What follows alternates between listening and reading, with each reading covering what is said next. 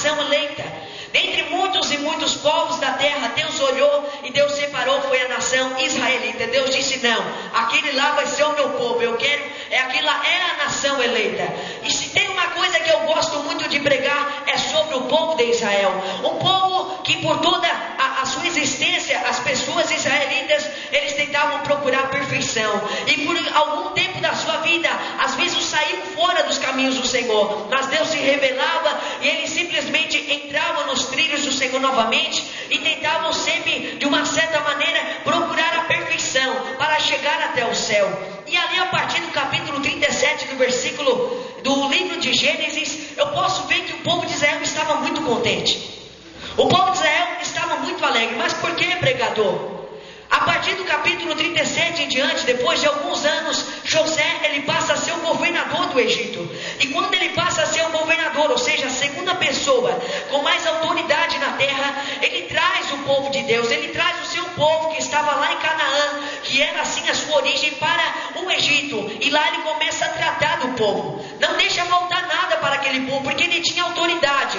Na terra ele tinha poder sobre os homens, porque Deus tinha colocado José em um lugar de destaque, em um lugar de honra. E o povo de Israel estava na bonança, não faltava nada, tinha tudo o que queria, porque José estava cuidando deles. E talvez eles pensavam: pronto, estamos na bênção, agora vai se realizar tudo que Deus tinha prometido lá para o nosso patriarca Abraão, lá para Isaac, o nosso patriarca Jacó, vai se cumprir. Mas não sabiam eles que Deus ainda precisava preparar o povo ainda, que eles ainda não estavam 100% como Deus queria, precisavam passar por um processo de lapidação primeiro, para depois o Senhor dar a vitória. E diz a Bíblia Sagrada, depois que José veio a falecer, teve que assumir ali no Egito um novo rei, para assumir o lugar de José. E quando esse novo rei assume o lugar, não conhecia Jacó, não conhecia José, não conhecia o povo de Deus, e não conhecia muito menos o nosso Deus.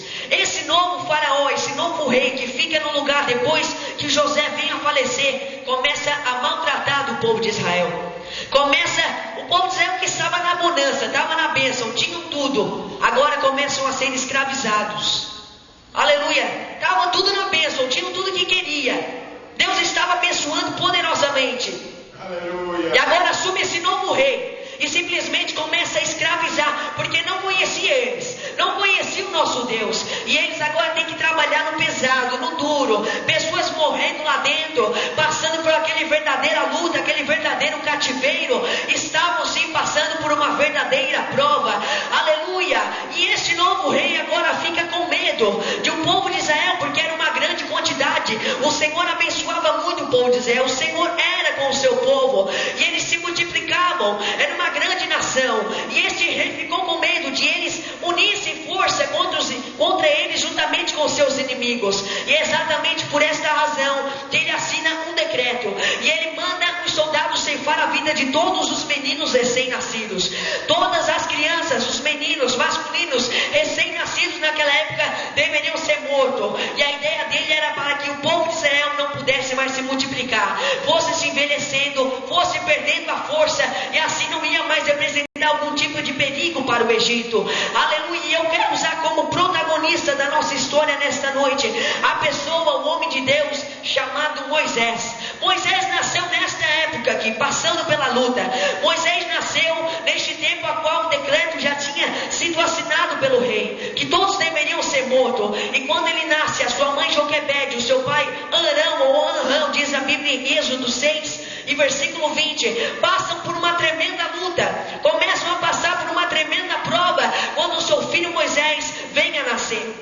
E diz a Bíblia Sagrada que a mãe de Moisés, a Joquebede, consegue guardar o seu menino, o seu filho, com todo carinho, dentro de 3 meses. Passa-se 3 meses e ela não consegue mais esconder o menino. Já estão quase descobrindo que existia um ainda vivo ali no meio do povo hebreu.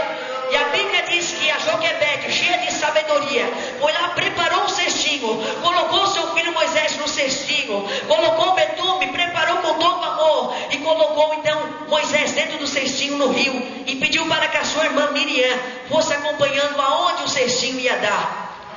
Naquela hora ela passou por uma tremenda luta, tendo que se despedir